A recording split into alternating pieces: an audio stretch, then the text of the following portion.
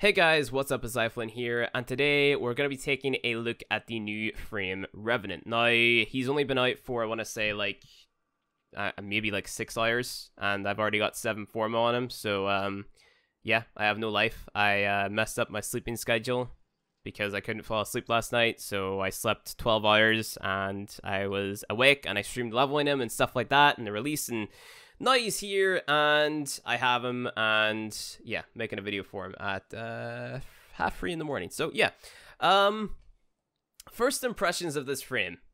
I didn't exactly know how to build him, and I didn't exactly like him either. But as I played him and I learned more about him and his kit, the more he grew on me.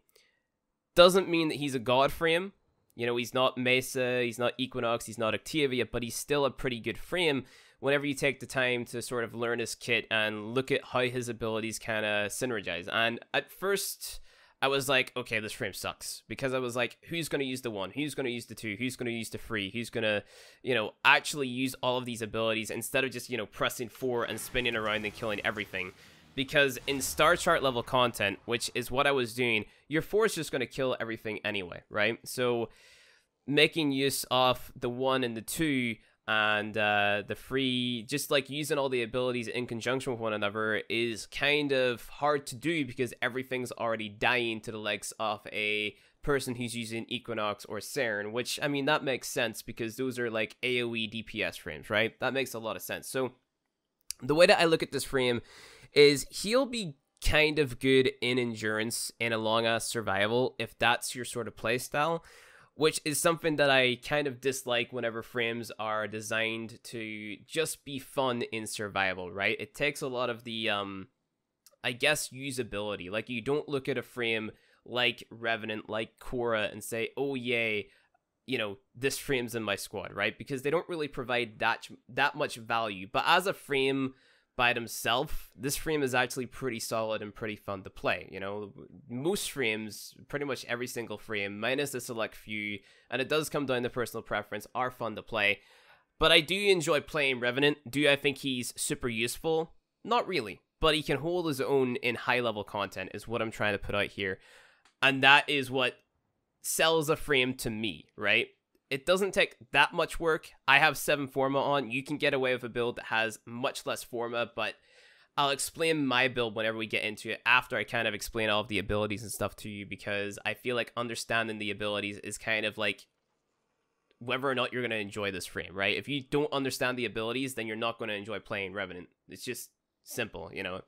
So let's just go ahead and read through them. That's the easiest way to sort of explain them. So the first ability is called Enfral. You convert a target into a Zealous Frau. Frowls turn on their allies and enfral through damage. So you're going to be able to enfral up to 4 enemies, and then these 4 enemies are going to go and attack other enemies, turning them into enemies which basically do the same. So think of it kind of like a contagious infection or something that spreads through enemies, right? So you cast it on one and it just spreads it through all the other enemies on the map, implying it stays alive long enough, right? So on death, they disintegrate into a damaging pillar of energy. Now that's important because that is actually a minimal but pretty significant source of damage, right? So it's not going to be the thing that kills every single enemy on the map, but it does add up whenever you take into consideration that your 4 has a buttload of damage if you just take a look at the numbers here in the bottom right hand corner. So you have 2.8 thousand damage on your regular usage of 4, and then 5.6 thousand whenever you're holding down your left click, which is very important, and I'll kind of explain how all of this works in conjunction with one another in a minute. So they disintegrate into a damaging pillar of energy, and then the Frau Horde remains under the Revenant spell until the ability runs out. So it has a duration of 30 seconds, which is pretty cool, right? So damage per second, I'm guessing this is the amount of damage that your pillar is going to deal. 2.2k, pretty significant, right? Damage per second, DPS, pretty high. So it's not like the end-all be-all. It's not the most damaging thing in his kit. Pretty significant, though.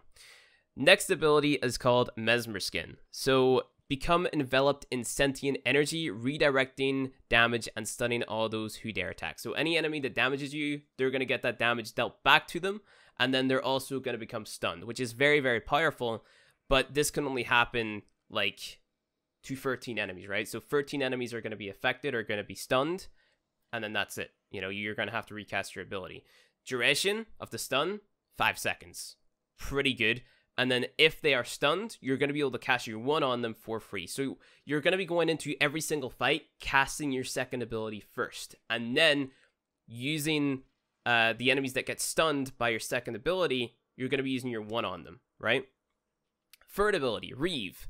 Dash through enemies as a wall of sentient energy, leeching shields and health. So this is how you're going to get your health back, your shields back. Shields don't really matter that much, in my opinion. But this is basically like the ability which you're going to use to sustain yourself. And the important note is you can use this while you're in your 4. And your 4 is your main source of damage. It's the main ability in this kit. And it is what you should, in my opinion, be building around the most, right? So the effects on a thralled enemy are enhanced. It doesn't exactly say how much by. But, you know. So final ability is your laser beam ability. Is just what I'm going to call it. Erupt with a multitude of Eidolon energy beams and sweep a circle of death around Revenant. The beam will modify their damage type to target select defenses. So basically, if you're shooting a corrupted heavy gunner, your beam is going to change to corrosive damage. If you're shooting a shielded target, the beam is going to change to magnetic damage. It's really that simple. While incoming damage is redirected back into the beams. So if you're getting shot, you're going to deal more damage with your beam as well. And then hold fire to boost status effects and damage at the cost of increased energy consumption.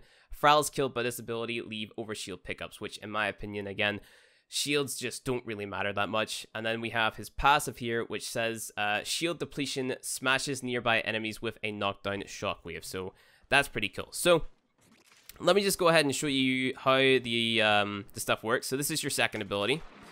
So this is putting the thing around you, which whenever enemies attack you, they're going to be stunned. So let me just go ahead and unpause this guy real quick.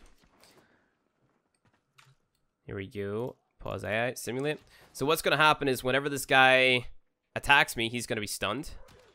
And then we can cast our one on him for free, right? Same with this guy. We can go ahead and hit our one on him, but the other guy already went ahead and thralled him for us, which is awesome. So, saying that that's done, what we can then do is use our third ability to go through and get health and shields back, and we can kill these guys to leave down like a pile of energy and, you know, eat our damage. So this is the damage you're dealing with your 4. Let's go ahead and charge it up by using our left click, by holding it down.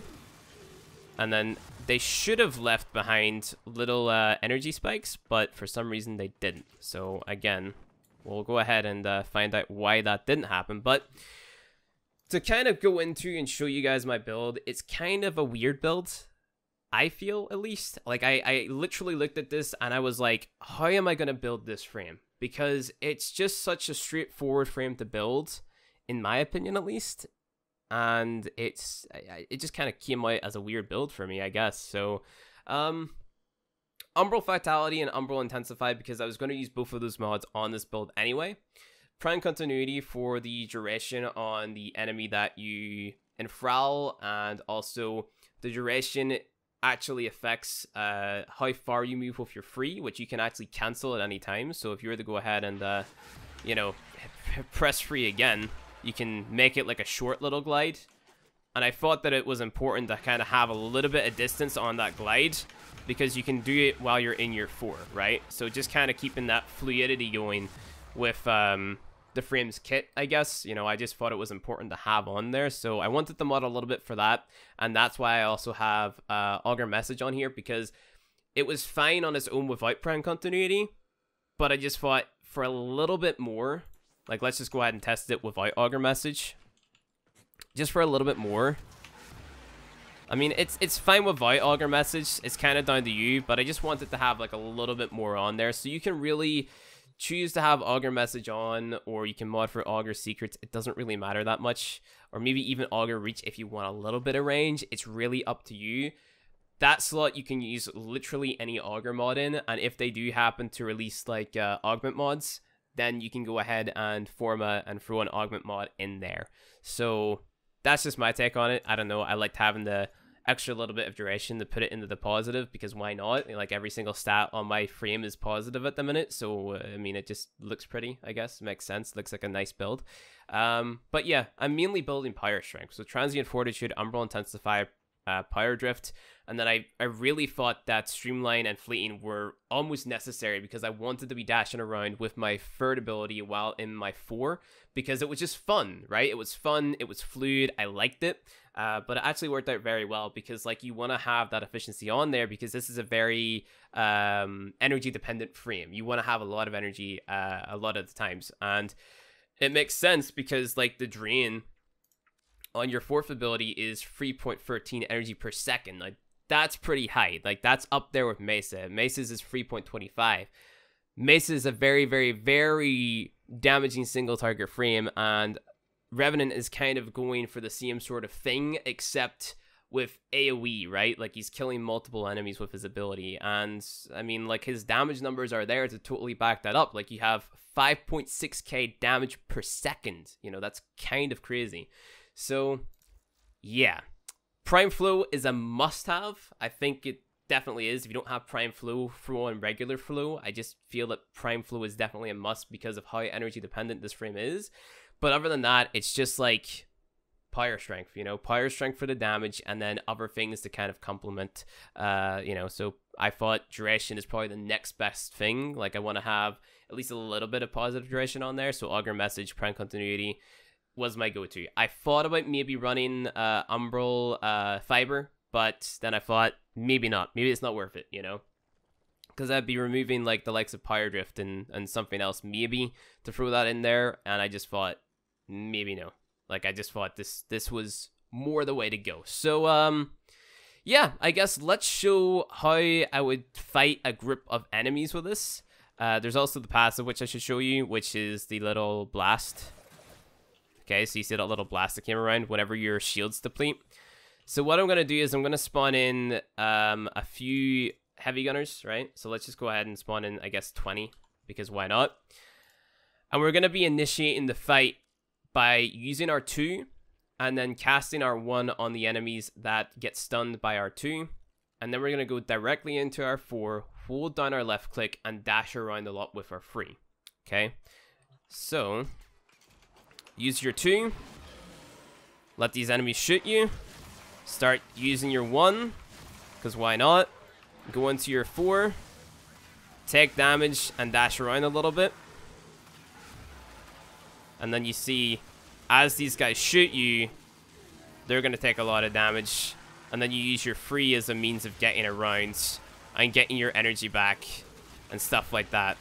And you're also, you know, getting overshields as well, which is okay, but I wouldn't focus too much on the overshields. Now, look at the energy consumption. I've wasted a lot of energy. Like, a lot of my energy is just gone. But we've killed pretty much all of the enemies, minus the select few, and then I finally get killed because my 2 wears off, right? So the 2 needs maybe a little bit of a buff, maybe make it so that it can affect more enemies. But other than that, I think that Revenant is a pretty solid frame in that regard, but it takes just a little bit of getting used to, because I was ready to write this guy off. I was like, this guy just sucks. But since I got my build fully completed, and that's realistically what it just takes a completed build with your efficiency mods and your flow on there, and then you can basically mod for whatever you want. And then at that point, Revenant becomes like one of those frames which is just really fun to play.